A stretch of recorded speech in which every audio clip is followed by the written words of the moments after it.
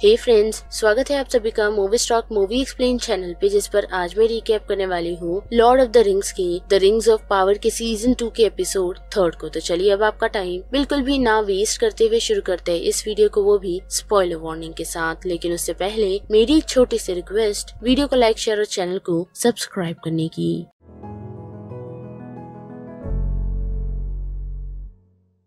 तो third episode की शुरुआत हमें इसिल्डोर से दिखाई जाती है, जो मोडोर में है और वो उठ चुका है, जहाँ उस पर काफी सारी क्रीपी स्पाइडर्स अटैक कर देती है। और अगर आप लॉर्ड ऑफ द रिंग के फैंस हो तो आप लोगों को काफी अच्छे से पता होगा कि ये क्रीपी जायंट स्पाइडर और कोई नहीं बल्कि शिलोप्स है। जिसके साथ साथ हम ये भी देख पाते हैं कि इसिल्डोर उन लोगों पर अटैक कर और साथ ही अपने हॉर्स की मदद से वहाँ से भागने में यानी कि निकलने में कामयाब होता है। पर वहाँ से निकलते ही उसकी मुलाकात एस्ट्रिड नाम की एक लेडी से होती है, जो उसे ऑर्क समझ उस पर हमला कर देती है। पर फिर उसे कुछ मैप प्रोवाइड करती है और साथ ही क्लूज भी कि उसके फादर एलेंडिल कहाँ गए हुए हैं। और उसी मैप की मदद से वो लोग पिलार गिल पहुँचते हैं, जहाँ कुछ लोग उन लोगों पर अटैक कर देते हैं। और वक्त रहते वहाँ उन लोगों को बचाते हुए एल्फ एरोंडिल पहुँचता है, जिस कारण वो लोग भी उसका पीछा करते हुए उसके साथ उन लोगों की बसी हुई जगह पहुंचते हैं। और वहां हम देख पाते हैं कि एरोंडिल रोविन यानी कि जिसे वो पसंद करता था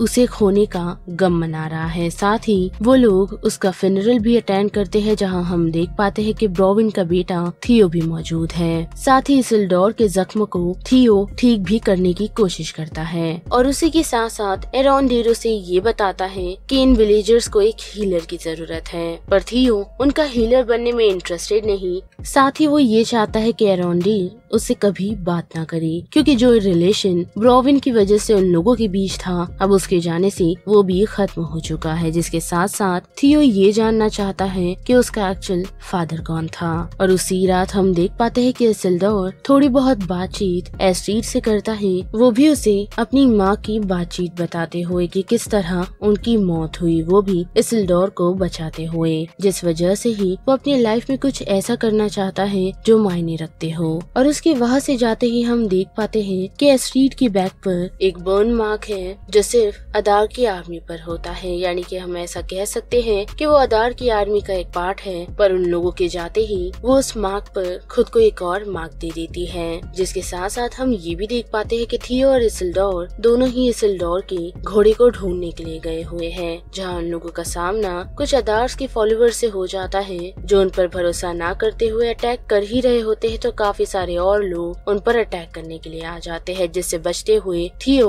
और इसिल्डोर दोनों ही अलग हो जाते हैं। और हम देख पाते हैं कि थियो के सामने कुछ काफी बड़ी चीज आ चुकी है, जिस कारण वो इसिल्डोर को आवाज देने लगता है। और वही दूसरी तरफ हमें न्यूमेनोर दिखाया जाता है, जहाँ पॉलिटिक्स काफी अच्छे से चल रही है, क्योंकि कुछ लोग क्वीन को डिसरिस्पेक्ट कर रहे हैं, क्योंकि मीरियल की वजह से किंगडम ने काफी कुछ लोगों को खोया है, यानी कि काफी अपने लोगों को, जिस कारण ही वो लोग मीरियल पर अब भरोसा नहीं कर रहे हैं। वही बात करिए फेराज़ोन की, तो वही मीरियल के पास आ पहुंचा है ताकि वो उसके गाउन को सेलेक्ट कर पाए, वो भी उसके कॉरोनेशन के लिए। जिस बीच वो उससे पूछता भी है कि उसके पीछे क्या है, लेकिन मीरियल उसे कुछ नहीं बताती। और उसके वहाँ से जाते ही हम देख पाते हैं कि वो अपनी पेलेंटीर के पास जाती है, जो एसेंशियली एक क्रिस्टल बॉल है, पर वो अनफॉर्चुनेटली उसकी जगह पर मौजूद नहीं। और वही कॉरोनेशन के दिन हम देख पाते हैं कि कुछ लोग पीछे से चिल्ला रहे हैं कि रानी मीरियल उन्हें रूल करने के लिए अनफिट है, जहाँ मीरियल उन सभी को बताने और मनाने में कामयाब तो हो रही होती है, लेकिन इरियन उन लोगों को यानी कि मीरियल को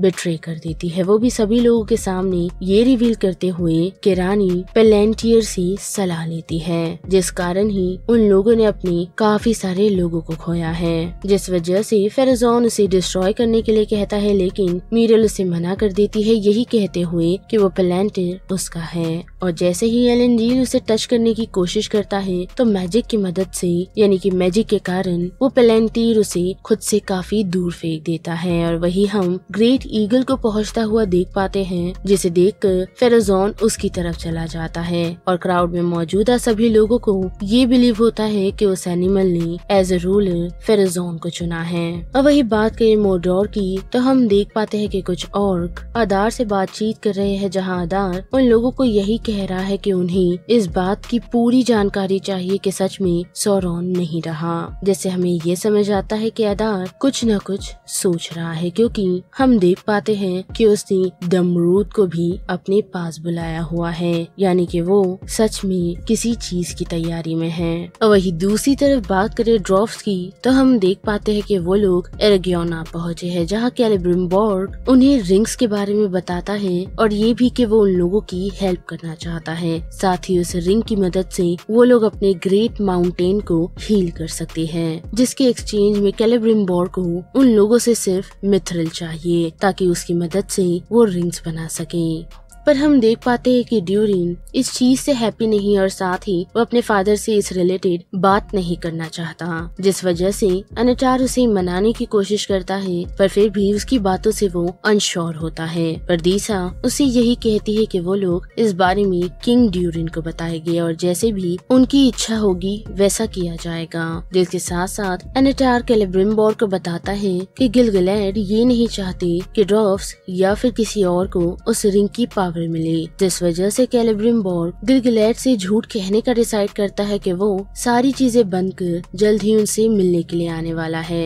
पर ये सिर्फ झूठ है, क्योंकि कैलिब्रिम्बोर्ग अपना पूरा फोकस रिंग बनाने में रखने वाला है। वही हम देख पाते हैं कि ड्यूरिन फोर्थ अपने फादर यानी कि किंग के पास पहुंच उन्हें सारी इन्फॉर्मेशन देता है जो एरगियोन में हुई, जिस वजह से हम नोटिस कर पाते हैं कि एपिसोड के एंड में किंग ड्यूरिन ने उनके ऑफर को एक्सेप्ट कर लिया है। साथ ही एपिसोड के एंड में हम देख पाते हैं कि कैलिब्रिम्बोर्ग और अनेटार अपनी नजर नए रिंग बनाने पर लगाए हुए हैं। और यहाँ पर ये पूरा एपिसोड खत्म होता है, जिस बारे में अब आप सभी की क्या राय बनती है उसे लेकर आप मुझे कमेंट सेक्शन में बता सकते हो। साथ ही वीडियो पसंद आई तो वीडियो को लाइक, शेयर और चैनल को सब्सक्राइब करना मत भूलिएगा। बाकी मैं मिलूंगी आपसे फिर किसी मूवीज या सीरीज के रिकैप के साथ। तब तक के लिए आप movie stock movie explain channel के बाकी वीडियोस को एंजॉय कीजिए। Till then bye.